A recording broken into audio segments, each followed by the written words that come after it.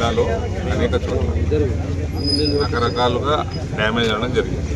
కొన్ని చోట్ల ఊర్లు మునిగిపోయినాయి, కొన్ని చోట్ల ఫ్లడ్డింగ్ ద్వారా పంటలు నష్టమైపోయినాయి, కట్టలు తెగిపోయి ఇసుక కొట్టుకొచ్చింది కొన్ని పొలాలలో. ఇతర వివిధ ప్రాంతాలలో వివిధ రకంగా డ్యామేజెస్ అనేది జరిగింది.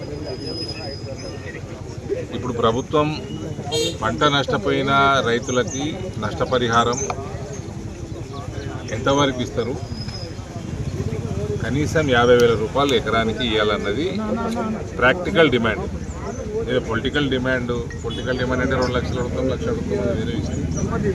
కనీసం 50,000 రూపాయలు ఇవ్వాలి ఒకటి. రెండోది, ఎప్పుడు ఎక్కువ నష్టపోయేది ఇసుక కొట్టుకొస్తుంది పొలాలకు. ఇసుక కొట్టుకొచ్చినప్పుడు వీళ్ళు ప్రభుత్వాలు, ఇంతకుముందున్న ప్రభుత్వం అయితే కేసీఆర్ ప్రభుత్వం అంత పనిమాల ప్రభుత్వం ఇంకోటి లేకుండా, ఇక్కడ ప్రశాంత్ రెడ్డి ఎమ్మెల్యేగా ఉన్న ఈ నియోజకవర్గంలో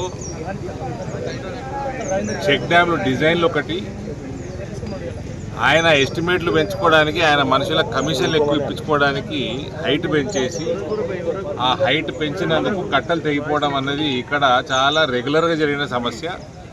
కట్టలు తెగిపోయి ఇసుక వచ్చి పేరుకపోతుంది పొలాలలో. ఆ ఇసుక పేరుకపోతే నయా పైసా ఇచ్చేది ఉండదు, నెక్స్ట్ పంట వేసే లోపల వాళ్ళు తీసేది ఉండదు. 5,000 ఇస్తాము, 10,000 ఇస్తామంటే అది దేనికి కూడా ప్రశాంత్ రెడ్డి ముక్కలు పెట్టుకోవచ్చు. కాబట్టి గత 10 సంవత్సరాలుగా కేసీఆర్ ప్రభుత్వం దేనికి పనికొచ్చి రైతుకి దేనికి కూడా పనికిరాలే వాళ్ళు. ఈ ప్రభుత్వం అన్నా ఇసుక పేరుకపోయిన దగ్గర ఆన్ వార్ ఫుటింగ్ తక్షణమే ఇసుకంతా తీసే బాధ్యత ప్రభుత్వం తీసుకోవాలి. దానికి మీరు అంచనాలు వేస్తాము, పైసలు ఇస్తాము, ఎంత ఇస్తాము, ఇవన్నీ మీతో అయితలేవు.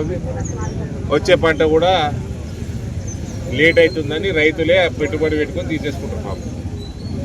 కాబట్టి ఇసుక పేరుకుపోయిన దగ్గర ప్రభుత్వమే తక్షణమే ఆన్ హై ప్రయారిటీ ఇసుక తీసే బాధ్యత ప్రభుత్వం తీసుకోవాలి. ఇక నష్టపోయిన పొలాలు ఏదైతున్నాయో దానికి 50,000 రూపాయలు ఎకరానికి అన్నది తక్షణమే విడుదల చేయాల్సిందిగా మేము ప్రభుత్వాన్ని రిక్వెస్ట్ చేస్తూ ఉన్నాం.